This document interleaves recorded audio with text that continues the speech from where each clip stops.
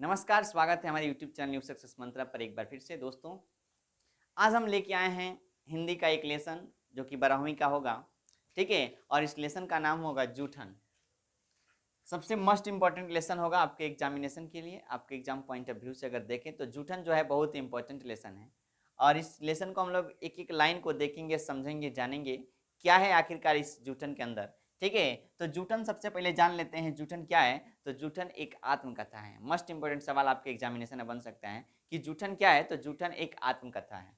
साथ में ये जूठन जो है ओम प्रकाश वाल्मीकि के द्वारा लिखा गया है, ठीक है। और इनका जन्म जो ओम प्रकाश वाल्मीकि जी जो है, इनका जन्म 30 जून 1950 को हुआ था, ठीक है। और साथ ही इनकी अगर जन्म स्थान की बात करें तो मुजफ्फरनगर उत्तर प्रदेश में इनका जन्म हुआ था। तो मुजफ्फरनगर उत्तर प्रदेश की धरती पर जन्म लेने वाले ये ओम प्रकाश वाल्मीकि जी, जिन्होंने दलितों के लिए, दलितों के ऊपर काफ़ी कुछ कहा है और दलितों को बताया है कि दलित आज भी दलित हैं। और इसके पीछे जो सबसे बड़ा रीजन है, जो सबसे बड़ा कारण है, वो है अशिक्षा।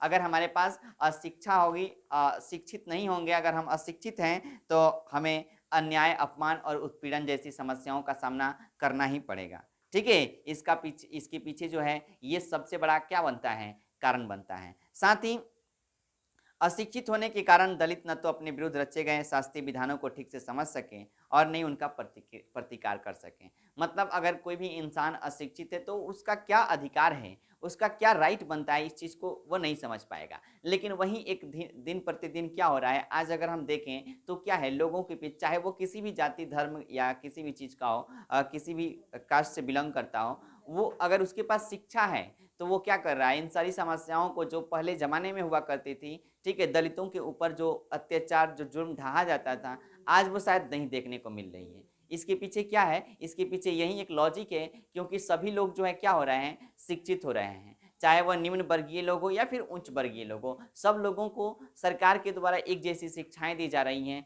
ठीक है। सभी लोग शिक्षा प्राप्त करके अपनी जो राइट है, अपनी जो अधिकार है, उस अधिकार को समझ रहे हैं। तो इसी लेसन के अंतर्गत जूठन जो है, जूठन का मतलब सबसे पहले जान लेते हैं क्या होता है। जूठन का मतलब हम लोग अक्सर अब बोलते हैं अपने लफ्जों में कि जूठन का मतलब छूटा हुआ भोजन है। बिल्कुल सही बात है, छूटा हुआ भोजन ही क्या होता है, जूठन होता है। उसी को हम लोग जूठन कहते हैं, ठीक है। अगर हमारे थाली में कोई भी प्लेट में छूटा हुआ भोजन है तो वो एक प्रकार का जूठा होगा, जैसे हम लोग कहते हैं ना जूठा भोजन है, ठीक है। तो वही है, इसी के ऊपर ओम प्रकाश वाल्मीकि जो है अपने शब्दों के माध्यम से, ठीक है, काफ़ी बेहतरीन तरीके से क्या किया है, संजोया है, अपने शब्दों को रखा है और बेहतरीन तरीके से इन चीज़ों को उजागर किया है। बताया है कि कैसे आखिर ये दलित लोग जो हैं, गरीब लोग जो हैं, किस तरीके से सामना कर रहे हैं, किस तरीके से उनके साथ दुख हो रहा है, क्या कुछ कर रहे हैं, इन सारी चीज़ों को बहुत बढ़िया से बताया है।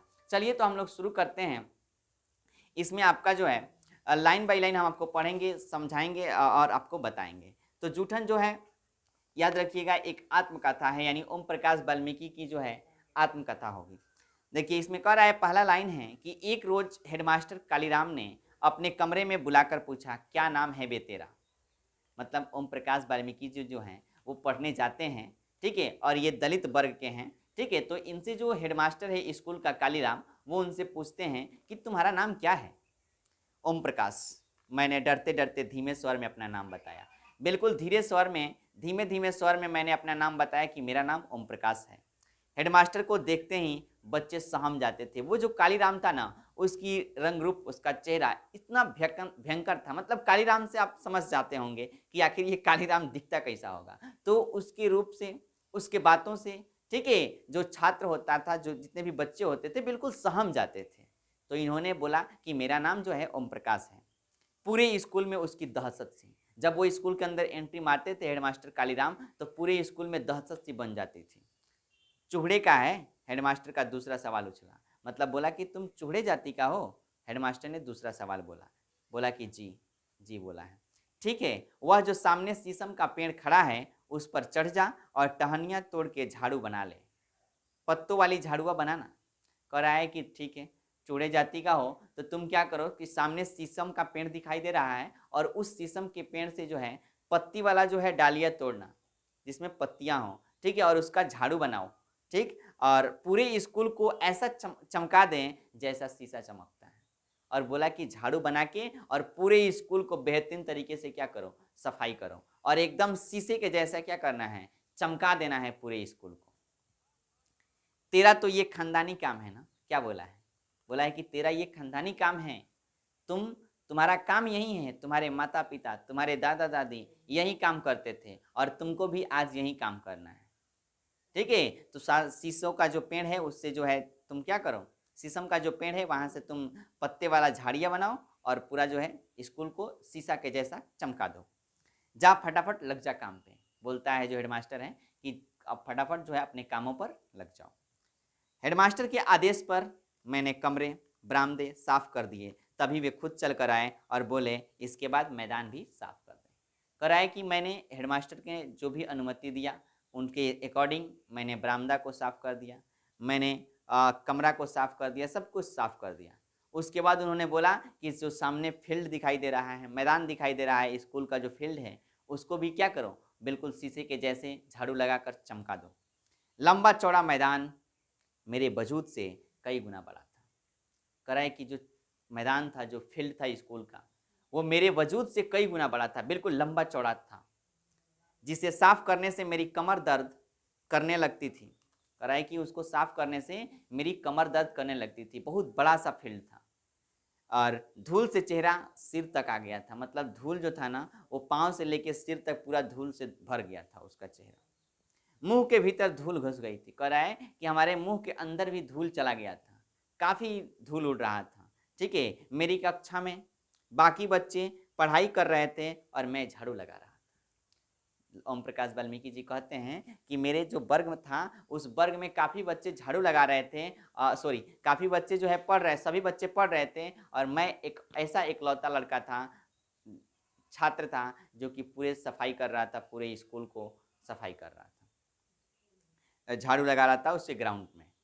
हेडमास्टर अपने कमरे में बैठे थे लेकिन निगाह मुझ पर टिकी हुई थी।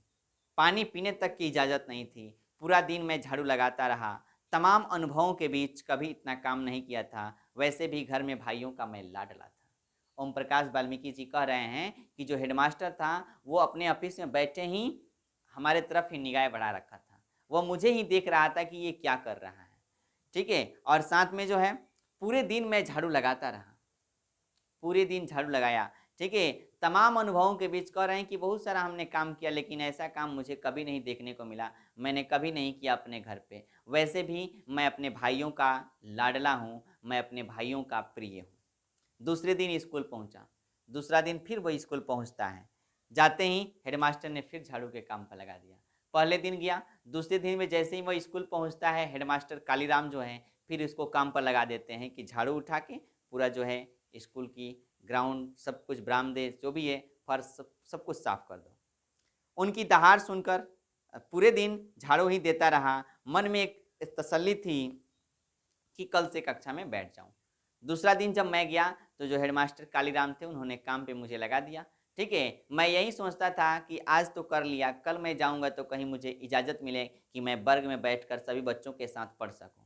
लेकिन जब मैं अगले दिन गया तब भी मुझे काम पर लगा दिया गया और मैं काम करने लगा, वहीं झाड़ू लगाने लगा।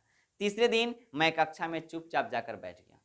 एक दिन देखा, दो दिन देखा, तीसरे दिन जब मैं गया तो जाकर डायरेक्ट वर्ग में जो है मैं बैठ गया। थोड़ी देर बाद उनकी दहाड़ सुनाई दी, उनकी आवाज़ सुनाई दी मुझे। उनकी दहाड़ सुनकर मैं थर थर काँपने लगा। जब उन्होंने बोला तो मेरी रूह काँपने लगी, मैं बिल्कुल घबरा गया और थर थर काँपने लगा। एक त्यागी लड़के ने चिल्लाकर कहा, माट साहब वो बैठा है कोने में। एक लड़का था, उसने बोला कि माट साहब वो कोने में बैठा हुआ है, देखिए वो कोने में बैठा हुआ है आकर चुपचाप। हेडमास्टर ने लपक कर मेरी गर्दन दबोच ली। हेडमास्टर जो था तुरंत मेरी गर्दन को यहाँ पे पकड़ा और दबोच लिया, मुझे पकड़ लिया। उनकी अंगुलियों का दबाव मेरे गर्दन पे बढ़ रहा था जैसे कोई भेड़िया बकरी के बच्चों को दबोच कर उठा लेता है। गर्दन को मेरे पकड़ लिया, उनकी अंगुलियों को जो दबाव था वो मेरे गर्दन के ऊपर ऐसा लग रहा था, ठीक है, जैसे कोई भेड़िया बकरी के बच्चों को दबोच कर उठा ले जाता है। कक्षा से बाहर खींचकर उसने मुझे बरामदे में लाकर पटका। वर्ग में मैं बैठा हुआ था पढ़ने के लिए, वहां से मुझे खींचकर और बरामदे में लाकर फेंक दिया, गिरा दिया। चीख कर बोला और एकदम चिल्ला कर बोला कि जाकर जा लगा पूरे मैदान में झाड़ू। फिर वहां चिल्लाता है और बोलता है कि पूरे मैदान में जाकर पूरे झाड़ू लगाओ। ऐसा फिर से बोलता है। भयभीत होकर मैं बिल्कुल डरा हुआ था और डर के मारे मैं 3 दिन पुरानी वही शीशम की झाड़ू उठा ली। जो 3 दिन हो चुका था और 3 दिन पुरानी जो शीशम की झाड़ू थी, मैं उस झाड़ू को फिर से उठा लिया। मेरी तरह ही उसके पत्ते सूख रहे थे, ठीक है, सूख कर झड़ने लगे थे। जिस तरह मेरी जो उम्मीदें थी उस उम्मीदों पर पानी फिर रहा था। मैं एक ऐसी उम्मीद से आया था कि मैं पढ़ लिख कर कुछ अच्छा इंसान बनूंगा। जिस तरीके से 3 दिन से वो शीशम का पेड़ जिसकी पत्ते सूख कर झड़ने लगे थे, वैसे ही शायद मेरी उम्मीदों के ऊपर मेरी उम्मीदें जो हैं बिल्कुल उस सूखे पत्तों की तरह क्या हो रही थी, झड़ रही थी। मेरी उम्मीदें धीरे धीरे खत्म होती जा रही थी। सिर्फ बची थी पतली पतली टहनियाँ। मेरी आंखों से आंसू बहने लगे थे। लेखक कहता है कि मेरी आंखों से अब आंसू बहने लगे थे। रोते रोते मैदान में झाड़ू लगाने लगा और रो के पूरे मैदान के अंदर जो है झाड़ू लगाने लगा। स्कूल के कमरे की खिड़की दरवाजों से मास्टरों और लड़कों की आंखें छिप छिप कर तमाशा देख रही थी। सब लोग जो है, मैं अकेला पूरे ग्राउंड को साफ कर रहा था और सब लोग, चाहे वह मास्टर हो या फिर टीचर हो या फिर क्या है बच्चा सब है, सबकी निगाहें मेरे तरफ थी। वो खिड़कियों के माध्यम से मुझे देख रहे थे, मेरा इस तमाशा देख रहे थे। मेरा रोम रोम यातना की गहरी खाई में लगातार गिर रहा था। मेरे पिताजी अचानक स्कूल के पास से गुजरे। हुआ क्या घटना कि मेरे पिताजी जब स्कूल के रास्ते से उसी रास्ते से होकर गुजरे, मुझे स्कूल के मैदान में झाड़ू लगाता देखकर ठिठक गए। उसी रास्ते से मेरे पिताजी जा रहे थे, जब देखा कि मैं अकेले बैठकर जो ग्राउंड है, जो मैदान है स्कूल का, उसमें मैं झाड़ू लगा रहा था, तो वो क्या हो गए, वहाँ ठिठक गए, रुक गए। बाहर से ही आवाज़ देकर बोले कि मुंशी जी वो क्या कर रहा है, मुंशी जी वो क्या कर रहा है। बाहर से ही बोले। वे प्यार से मुझे मुंशी जी कहा करते थे। इसके पिताजी ओम प्रकाश वाल्मीकि के पिताजी जो हैं, उनको प्यार से मुंशी जी कहते थे। और जब उन्होंने रास्ते पर से ही चिल्लाकर बोला कि मुंशी जी वो क्या कर रहा है, उन्हें देखकर मैं फपक पड़ा। मैं बिल्कुल रोने सा लगा, फपक पड़ा। वे स्कूल के मैदान में मेरे पास आ गए, मुझे रोता देखकर बोले, मुंशी जी रोते क्यों हो, ठीक से बोलो क्या हुआ है। वो जब देखें तो जब मेरे पास आए तो मैं बिल्कुल रोने लगा, और जब पास आए तो मैं बिल्कुल रोने लगा। पूछे कि रोते क्यों हो, कुछ तो बोलो, हुआ क्या है। मेरी हिचकियां बंध गई और हिचक हिचक कर पूरी बात पिताजी को बता दी कि 3 दिन से रोज झाड़ू लगवा रहे हैं, कक्षा में पढ़ने भी नहीं देते। मैं सारी बात हिचिक हिचिक कर बताने लगा कि 3 दिन से जब मैं पढ़ने आता हूँ तो ये मुझसे केवल झाड़ू लगवाते हैं, ठीक है, और मेरा यही काम रहता है। कक्षा में ये मुझे पढ़ने भी नहीं देते हैं, मुझे बैठकर पढ़ने भी नहीं देते हैं। मेरा दिन रोज का काम क्या है, झाड़ू लगाने का होता है। पिताजी ने मेरे हाथ से झाड़ू छीनकर दूर फेंक दिया। जब मेरे पिताजी इस बात को सुने तो उन्होंने झाड़ू को क्या किया, मेरे हाथ से छीनकर काफ़ी दूर फेंक दिया। उनकी आंखों में आग की गर्मी उतर आई थी। बिल्कुल बौखला गए थे मेरे पिताजी, बिल्कुल गुस्से में थे। हमेशा दूसरों के सामने कमान बने रहने वाले पिताजी की लंबी लंबी घनी मूछें गुस्सों से फड़फड़ाने लगी थी। दूसरों के सामने हमेशा कमान एकदम मजबूत रहने वाले, अपने आप को कमजोर नहीं समझते थे। भले ही दलित परिवार से थे, लेकिन सीना ताने हमेशा अपने आप को मजबूत रखने वाले इंसान थे, ठीक है। और गुस्से से उनकी जो लंबी लंबी मूछें हैं वो बिल्कुल फड़फड़ाने लगी थी। चीखने लगे, कौन सा मास्टर है वो जो मेरे लड़के से झाड़ू लगवाता है। चिल्लाने लगे उसी स्कूल के अंदर कि कौन सा वो मास्टर है जो मेरे बच्चे से रोज झाड़ू लगवाता है। पिताजी की आवाज पूरे स्कूल में गूंज गई थी, जिसे सुनकर हेडमास्टर सहित सभी मास्टर साहब बाहर आ गए। जब बोलना चालू किया कि कौन सा वो मास्टर है जो मेरे बच्चे से झाड़ू लगवाते हैं, तब पिताजी की आवाज़ सुनकर जितने भी टीचर्स थे वो सब बाहर निकल आए। कालीराम हेडमास्टर ने गाली देकर मेरे पिताजी को धमकाया। जो हेडमास्टर था कालीराम, उसने मेरे पिताजी को धमकाया, डराया, लेकिन पिताजी पर धमकी का कोई असर नहीं हुआ। पिताजी पर धमकी का कोई असर नहीं हुआ। उस रोज जिस साहस और हौसले से पिताजी ने हेडमास्टर का सामना किया, मैं उसे कभी भूल नहीं पाया। उस दिन जिस हौसले से और साहस से मेरे पिताजी ने उस हेडमास्टर का सामना किया, मैं उसको कभी भूल नहीं सकता। उम्मीद करते हैं आपको अच्छा लग रहा होगा। बिल्कुल आप किताब उठा के वैसे ही पढ़ते रहिए और देखिए, समझिए, किताब उठा के पढ़िएगा, बिल्कुल आपको समझ में आएगा। चलिए इसका पार्ट 2 देखते हैं।